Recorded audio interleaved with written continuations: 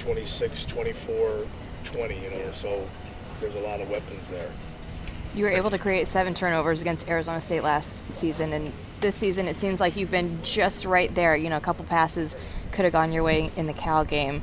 Are you looking, obviously you want to create turnovers every time, but do you feel good about that going into this game? Well, I don't know. We have to get turnovers. Guys either got to make plays by catching the ball. Last week we had 14 knockdowns, and there were opportunities to catch the ball. We just didn't do it. As I was telling Eric earlier, when we run to the ball, which I think we do very well,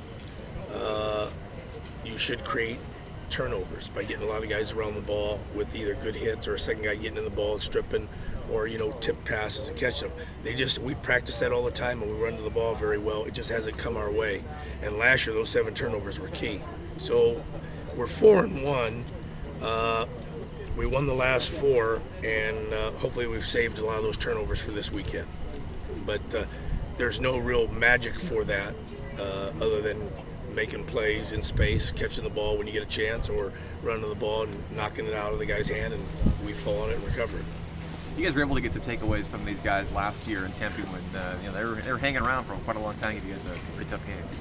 They're good.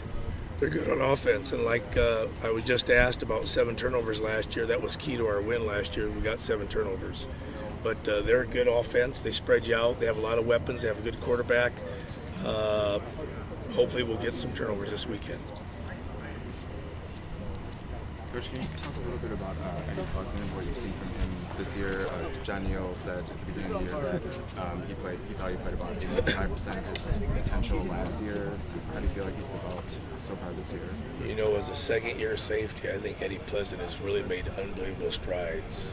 I think he's playing at a very high caliber. I see a different guy this year from last year, and I see a guy that's really, really stepped his game up, particularly mentally. And I think he's been one of our most solid players in the last 3 games. So I'm very pleased with Eddie.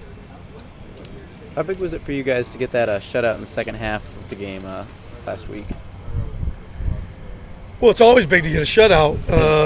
How do I answer that? The first half was good in the fact that we held them to 3s more than 7s because they scored 4 times, 1 touchdown. So that was good.